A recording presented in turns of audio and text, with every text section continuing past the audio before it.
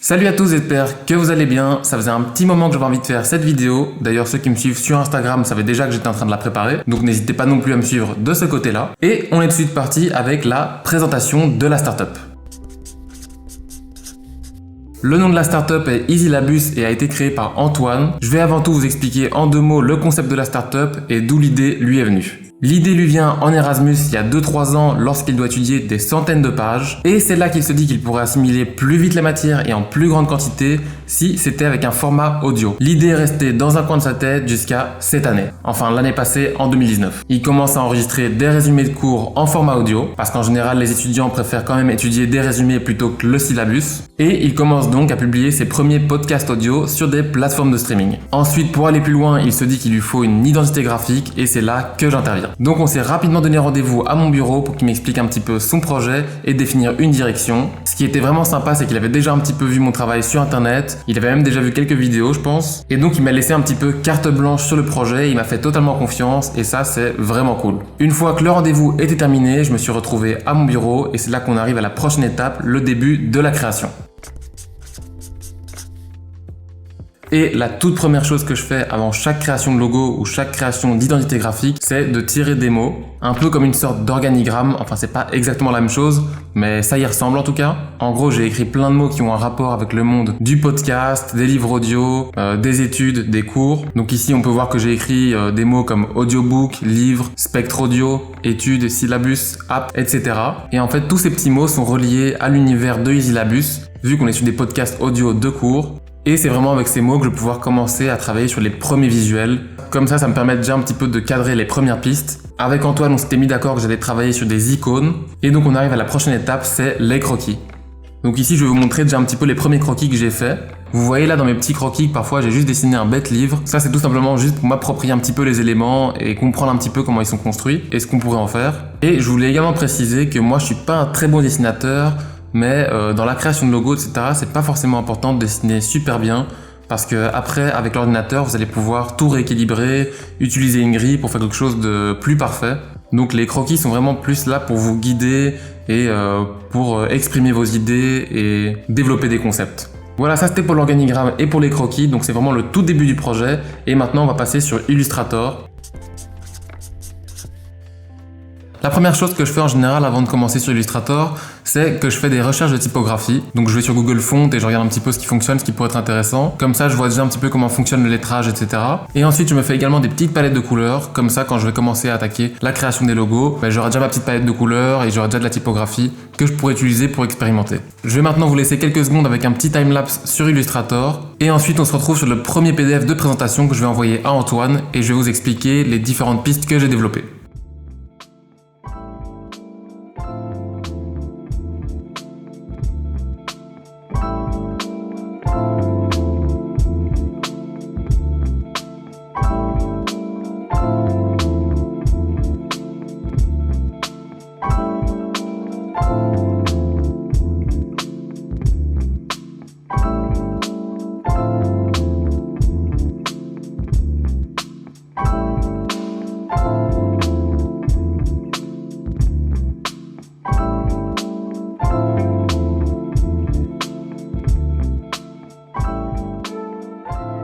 Et voilà le premier PDF de présentation que j'ai envoyé à Antoine. C'est une petite présentation que je fais rapidement sur InDesign. J'ai un petit template que je réutilise à chaque fois. Et en gros, je mets sur la première page le nom de l'entreprise, mon nom, les informations de contact, mon site web, etc. Et ensuite, on va passer à la première piste. La première piste, c'est la moitié d'un livre qui se transforme en une onde audio. Ce que je fais à chaque fois, c'est que je mets le logo sur un fond clair et puis sur un fond foncé pour voir comment il peut fonctionner. Et ensuite, c'est également important de le mettre en plus petit pour voir s'il fonctionne également en petit, s'il garde sa lisibilité. Et ensuite, je l'ai également intégré à une petite icône d'application parce qu'il est possible que plus tard, Antoine développe son application, mais c'est pas sûr. Ensuite, à droite, je fais une petite proposition de typographie qu'on pourrait associer et je mets également les codes couleurs que j'ai utilisés pour cette piste. Ensuite, je remets de nouveau le logo en grand et en petit. Là, j'ai déjà également créé une variante de la piste 1 parce que j'avais envie de la pousser un peu plus loin. Je suis pas encore super satisfait du design, mais dans cette première étape, c'est plus de valider un concept plutôt qu'un design parce qu'on va redesigner tout ça plus tard. Ensuite, on arrive à la piste 2, de nouveau avec ce livre avec un micro intégré au milieu. Je crois que c'est assez explicite. Et je fais également de nouveau la même présentation avec de nouveau une petite suggestion de typographie à droite. Donc là j'ai essayé de représenter une onde audio qui serait composée d'une bibliothèque de syllabes. Et j'ai également fait une nouvelle proposition de coloris, quelque chose qui sort un peu plus de l'ordinaire et qui est moins axé études. En général on retrouve souvent des couleurs bleues etc. dans l'enseignement. Là j'ai essayé de proposer autre chose. Ensuite j'ai développé la piste 4, donc il s'agit d'un casque audio. Et en même temps on peut essayer d'y voir un livre vu du dessus. Donc les petites barres qu'on voit au milieu c'est des pages. Je sais pas si c'est super évident. Et on passe à la piste 5. C'est la piste que je préfère le moins. C'est une sorte de bouton play et en même temps c'est la moitié d'un livre vu en perspective. Il est pas super évident non plus donc c'est celui que je préfère le moins en tout cas. Et enfin la piste 6. Il s'agit de nouveau d'un bouquin avec un bouton play intégré. Et cette fois pour les couleurs j'ai voulu intégrer un dégradé. C'est assez tendance de mettre des logos avec des dégradés actuellement. Et ensuite pour terminer je remets mes informations de contact et je mets un petit mot de remerciement. Ensuite j'ai envoyé ça par mail à Antoine et on s'est rapidement fixé un rendez-vous pour redébriefer tout ça quelques jours après.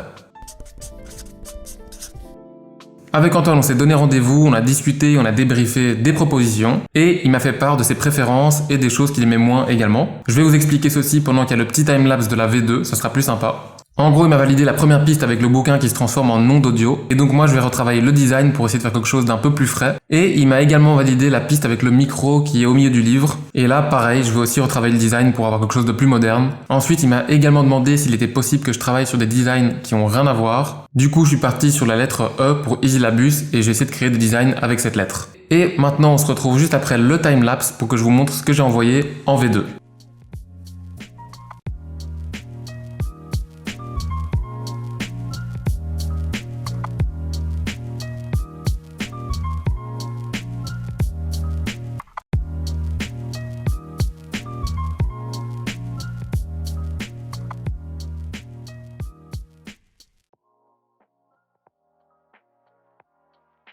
Voilà le nouveau PDF que j'ai envoyé pour les nouvelles versions. Donc ça c'était la première piste qui avait été validée auparavant et j'ai travaillé sur une première variante qui est comme ceci, que je trouve beaucoup plus actuelle et beaucoup plus moderne, avec ce petit jeu de transparence, là c'est très tendance. Ensuite voilà la deuxième piste qui avait été validée, donc c'était le petit micro au milieu et j'en ai fait ceci. Donc je suis parti dans la même direction que le premier logo, avec ce même jeu de transparence. Je trouve ça assez efficace. Et ensuite ici j'ai essayé de travailler sur une sorte de E, mais qui soit pas hyper explicite. Et en même temps j'ai voulu intégrer une sorte de petite marche. Je sais pas si vous la voyez parce qu'il y a moyen de voir ça de deux façons différentes, mais j'ai voulu intégrer une petite marche pour essayer de représenter les marches du succès ou ce genre de choses. Les marches ça peut souvent représenter la progression etc. Donc c'est ce que j'ai voulu représenter ici. Et ensuite j'ai aussi fait ça qui est très simple mais que je trouve encore assez chouette aussi. Et puis j'ai encore fait ceci.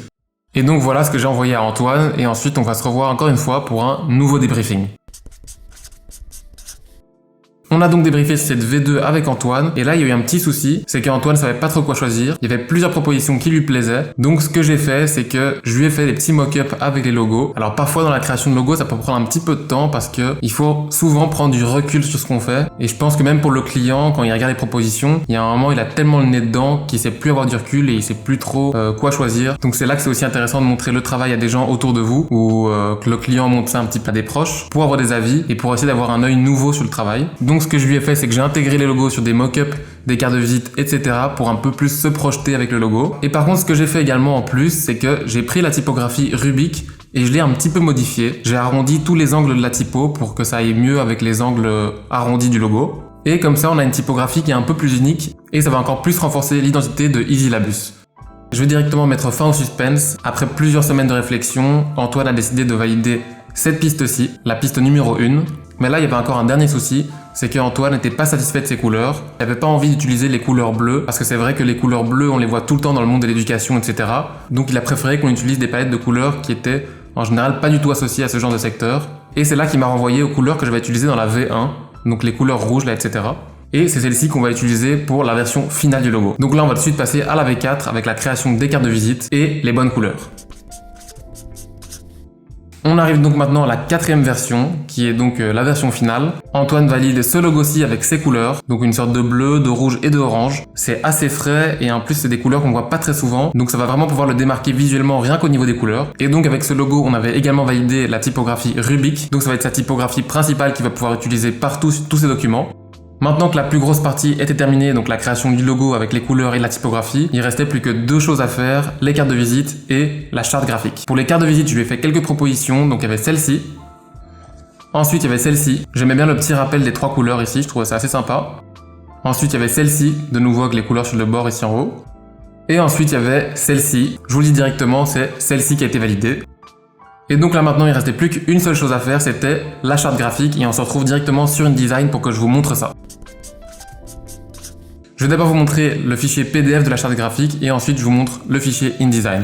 Alors ça c'est la première page. En général on indique quand même la date de la mise à jour de la charte graphique parce qu'il arrive parfois qu'on fasse des modifications, donc c'est bien de la mettre à jour et de mettre la date. Ensuite on arrive sur le logo avec une petite baseline qui explique ce que fait l'entreprise. Et ensuite on arrive à la table des matières. Ce qui est assez cool ici c'est que j'ai fait avec InDesign une charte graphique interactive, donc ça veut dire que tout est cliquable. Donc si on veut par exemple aller directement sur la page typographie, on clique sur le set ici et on arrive à la page typographie. Et on a constamment ici en haut à droite un bouton table des matières pour revenir à cette section. Ça c'est quelque chose qu'on peut faire avec les objets interactifs dans InDesign. Donc c'est vraiment une petite plus-value pour votre charte graphique. Donc je vous conseille vraiment de faire ça. Il y a également des boutons page suivante, page précédente. Et donc après la table des matières, on arrive au à propos. Donc ici de nouveau une petite explication avec ce qu'est EasyLabus. Ensuite on arrive sur le logo, sa typographie, son icône. On arrive ensuite à l'usage du logo. C'est important d'expliquer que les gens ne peuvent pas déformer le logo, qu'il y a des marges à respecter autour du logo, qu'il y a une taille minimum aussi à respecter, qu'en dessous d'une certaine taille, le logo sera plus lisible. Vous voyez ici que l'espace minimum autour du logo est défini par une taille qui est visible à l'intérieur du logo. Donc ici en fait l'espace qu'il y a entre l'icône et le lettrage, c'est l'espace qu'il faut respecter autour du logo.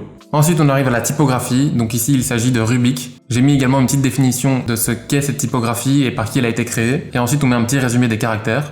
Elle est évidemment disponible en plusieurs graisses. Ensuite, on arrive à la palette de couleurs, donc le bleu, le rouge et le orange. Avec ses tons de couleurs sont dégradés jusqu'au blanc, la version CMJN, la version RVB, la version web, donc le code X. Pour rappel, le CMJN c'est destiné à l'impression et le RVB c'est destiné aux écrans. Ensuite, on arrive à l'application du logo et d'identité graphique sur la carte de visite. Et ensuite, on arrive à la dernière page, donc c'est la page de contact. Ici, on peut retrouver les contacts de Antoine. Et c'est également bien de mettre les contacts du graphiste qui a réalisé l'identité graphique. Comme ça, s'il y a le moindre problème ou la moindre question, la personne a directement les contacts sur la charte graphique. Et donc voilà le petit fichier InDesign. Très minimaliste, très simple. Pas trop de fioritures parce que c'est quelque chose qui doit juste être informatif. Et je vous montre rapidement juste comment faire un petit bouton interactif sur InDesign. Pour ceci, on écrit par exemple le chiffre 0,5. Et ensuite, pour créer mon bouton, je sélectionne le chiffre. Je vais dans Fenêtre, Objet interactif, Hyperlien.